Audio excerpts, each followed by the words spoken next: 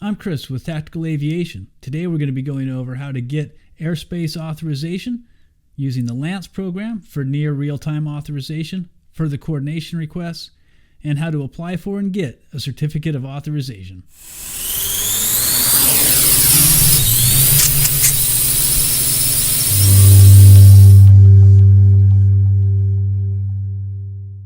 Welcome to Tactical Aviation's How to Get ATC Authorization in Controlled Airspace. Today I'm going to be covering how to get authorization using the LAANC program for near real-time authorizations, further coordination requests, and how to apply for and get a COA. I'm Christopher Nolan, and I'll be presenting today's class. I have a Part 107 license, and I love to train drone pilots. I've been training pilots for decades. I've worked with lots of different airlines. I've trained fire departments, police departments, worked with the Special Operations Command, lots of different military units. I've been a contractor for lots of different defense companies training unmanned aircraft. Worked really closely with the FAA and TSA. Training is one of my favorite things to do, and I've been lucky enough to do it for decades. So I'm very happy to be here today with you and share some of the great experiences we've had training unmanned aircraft pilots.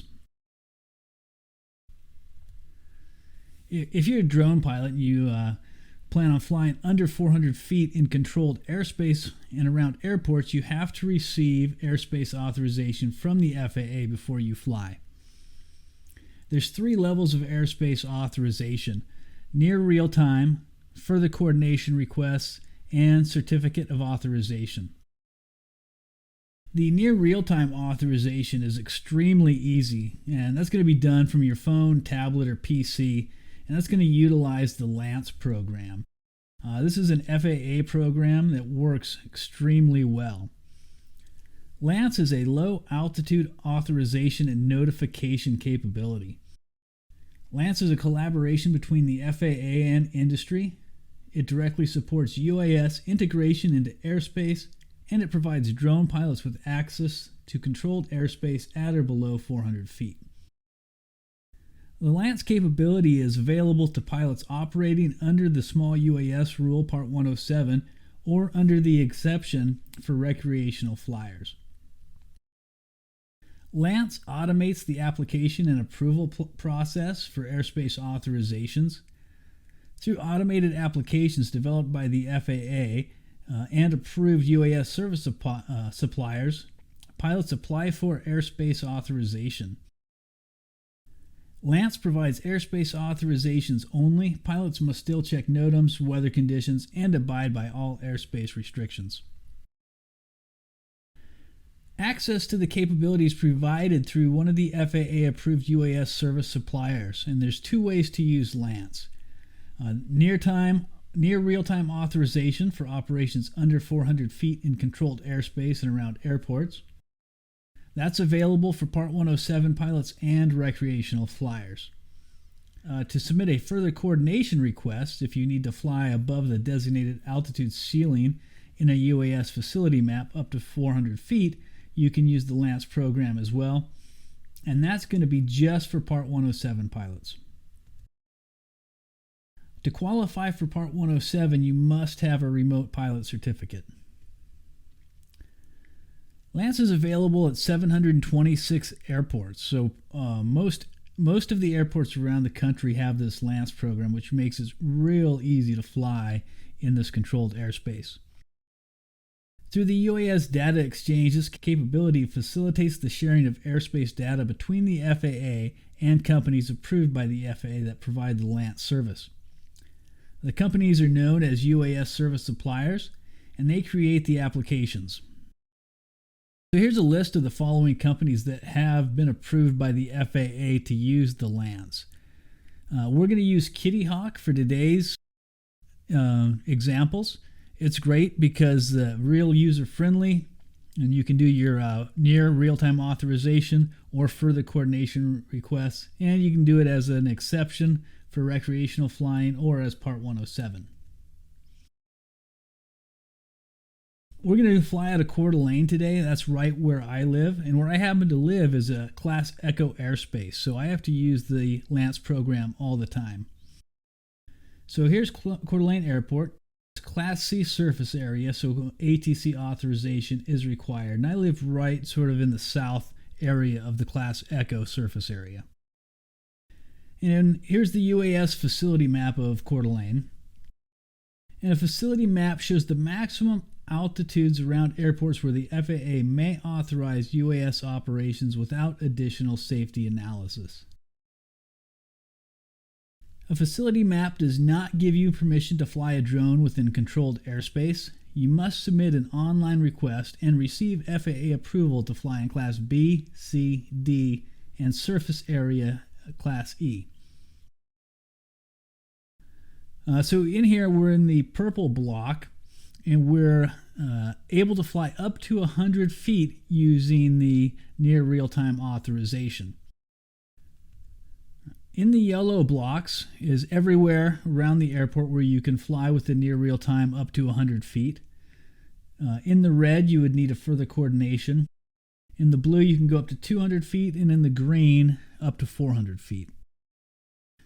So again, like I said, we're in the purple block, so we can go up to 100 feet and utilize the LAANC for a near real-time authorization. This is really simple. You click Add, Request LAANC, and then you have two options, either Part 107 Commercial or the Recreational Flyer. So for that near real-time authorization, you can choose either one. And then select the area altitude that you're planning on operating. All right, so we're in this grid area and it can go up to 100 feet. And it tells us eligible for auto approval up to 100 feet. Anything above that would need a Part 107 license and a further coordination request. So if you look just one block north, actually right where I live, you have to have further coordination request for all drone operations. So we're going to go just a little bit south, do a near real-time authorization, click Next, set the date and time and the duration of the operation. Since it's going to be near real-time, we can just set the date and time to now, and we're going to say we're going to fly for 30 minutes. Click Next and review your pre-check results. It's going to tell you things like the operations are not authorized when the weather ceiling is less than 1,000 feet AGL, so be sure to verify all weather before you fly. And the LAANC provides airspace authorizations only, right? So check your NOTAMs, check the weather, and abide by all airspace restrictions. Select Next, then Review, submit to the FAA. And a few seconds later, you're going to get a text with the authorization for your designated airspace and time frame. The altitude limits are absolute values AGL, which are not added to the height of any structures. Requests are checked against multiple airspace data sources in the FAA UAS data exchange, such as facility maps, special use airspace data, airports, airspace classes, as well as TFRs and NOTAMs. And that's it for the near real-time authorization. So like I said, very easy. Anybody can do it, recreational flyer or a Part 107 flyer. Further coordination request is fairly easy as well, except for you have to have your Part 107 license. And you have to apply in advance. You can't get near-time authorization. It has to be no sooner than 48 hours. So always plan your operation at least 2 days in advance. And like I said, this is available only to Part 107 pilots. So we're going to look at our UAS facility map again. And we'll look in the red is everywhere you need to have a further coordination request. And in the yellow, you can have your near real-time authorization. On top of the altitude, you can have a further coordination request. All right. And LAANC is only going to be used for operations up to 400 feet AGL. So we'll be just a little bit north, and we can see that our altitude is 0, meaning there's no near real-time authorization. Further coordination request is done just like the near real-time request, with just a couple of minor but very important details. Again, we'll just start off the same way. Click Add, request the LAANC, but this time we have to select the Part 107 commercial, so you have to have your license. Select the area and altitude where you plan on operating. And so here it tells us we can get further coordination up to 200 feet. So we'll set it right at 200 feet and select Next. Set the date, time, and duration of the operation.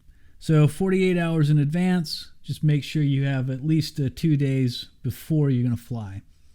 So we're going to set this for 2 hours to give us a longer block.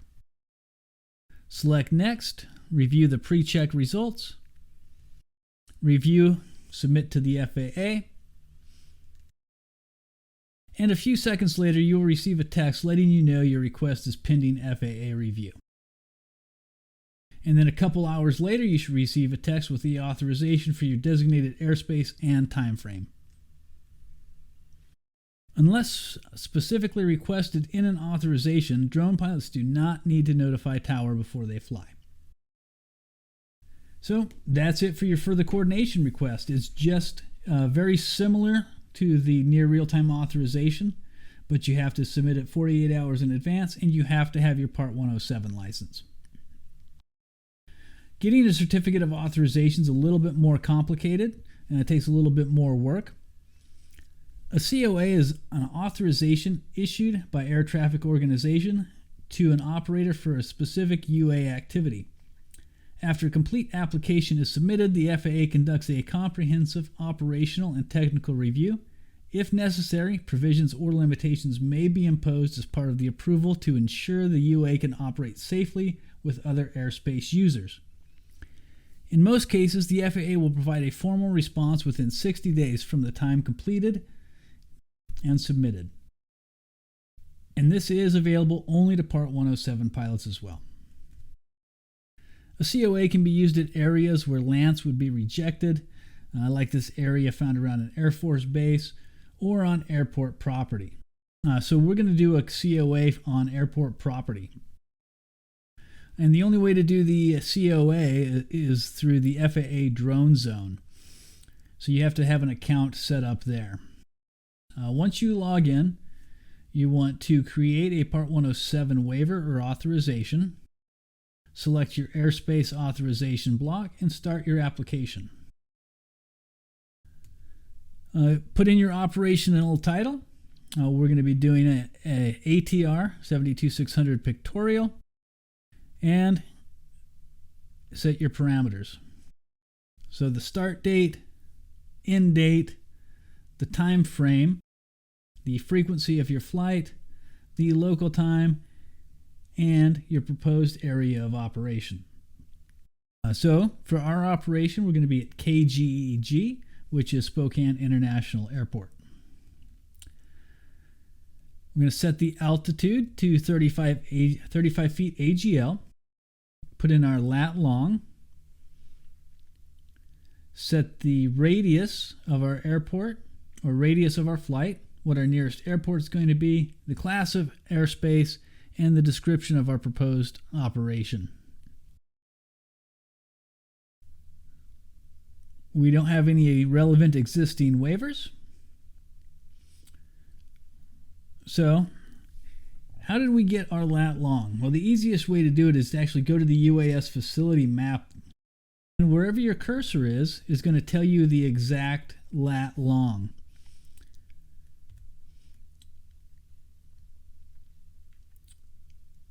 Select Next. We're going to go ahead and add an attachment. This will be a PDF document of how we want to fly our operation. Once I submitted to the FAA, they did respond as they said they would. And they gave me a list of 7 questions they wanted me to answer prior to giving me authorization. They wanted to know, what is the purpose of the request? Does it support the airport in any way? Was there a specific location on the property? They wanted an image to go with it, exact time for the project, how often I'm going to be doing this project, for how long will I be doing flights, have I even contacted anybody at the airport, who's my point of contact, what are my risk mitigations, and then they told me if I didn't respond within 3 days, they'd just cancel the request. So to get the additional information using the facility maps, I knew I'd be flying right here at Spokane Airport. Got some Google images, right, and put together a presentation for the FAA. And all I did was answer the questions that they needed using a pictorial means. I showed them where my operation would be, who my point of contact was, what my limitations and boundaries for the flight would be. Gave them some size comparisons, showed them where I would be, and broke down my altitude and radius around the aircraft I'd be flying, the drone. So I said flight will be no more than 10 feet above the aircraft tail, and flight will remain within 25 feet of the aircraft at all times.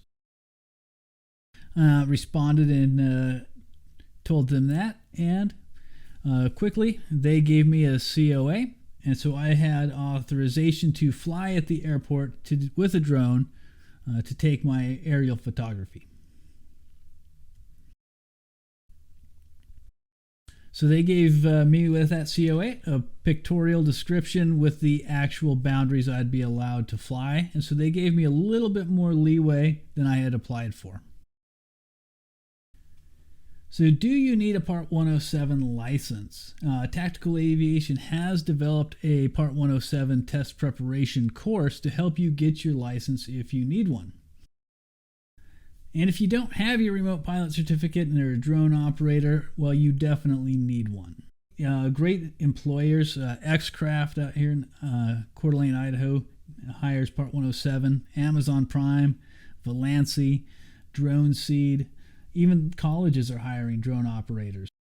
You can do just about anything you want, any field you want, including agriculture, photography, real estate, news, movies, inspections, architecture, construction, data collection, mapping, police, fire, search and rescue. There's work in every industry for a drone pilot. Be in the front of the pack, get your Part 107 license, and start making a pretty good living. With your Part 107 license, you'll be able to utilize the LAANC for the coordination requests, apply for and get your COAs, fly with a lot of confidence. Sky's the limit as a drone operator. And you'll make pretty good money. This is the artist's rendition of you and your money with the good old money bags there. Great career field to be in. And Tactical Aviation makes it real easy. We have great, easy to understand videos showing you everything you need to know, how to become a drone pilot and how to pass the FAA exam. Every topic that is on the FAA exam is going to be covered in our course. And it's designed only to cover what you need to know. Right? There is no irrelevant information. We have designed this to be 1 8-hour day, and you can complete your test preparation course, take quizzes and tests to make sure you're going to be capable to pass the final exam. And the last thing, you'll get your Part 107 remote pilot certificate in the mail. Sign up for our course at tacavpro.com. Use the code TACAV35 to get 35% off the Part 107 test preparation course. It's normally $149, but you get it for less than $99. Save yourself $50. So get started now at tacavpro.com.